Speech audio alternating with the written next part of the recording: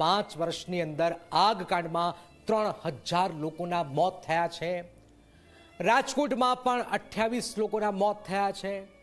આપણે વારંવાર એકની એક ઘટના રિપીટ કરી રહ્યા છે। આપણી પાસે છે શું, આપણે શું કરી શકીએ છીએ?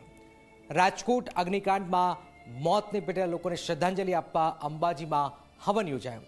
અંબાજી મંદિરની યજ્ઞશાળામાં મહામૃત્યુંજય જાપ સાથે હવન કરાયું છે। બ્રાહ્મણોએ હવન કરી મૃતકોને શ્રદ્ધાંજલિ અર્પણ કરી છે। સાથે જ ઇજાગ્રસ્તો જલ્દી સાજા થાય તે માટે મા જગદંબાને પ્રાર્થના કરાઈ છે।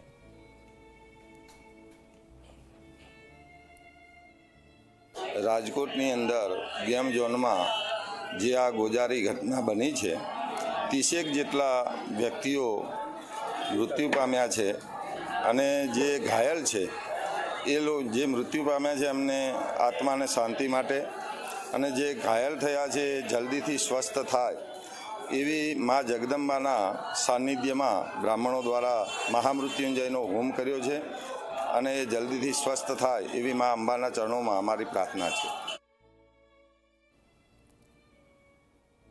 તો પ્રાર્થના થઈ રહી છે, હોમ હવન થઈ રહ્યા છે।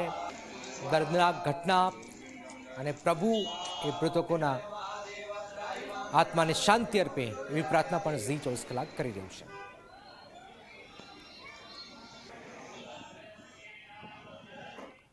થોડી વારમાં રાજકોટ પોલીસ પ્રેસ કોન્ફરન્સ કરવા જઈ રહી છે। રાજકોટ આગકાંડ કેસમાં પોલીસ પ્રેસ કોન્ફરન્સ કરશે।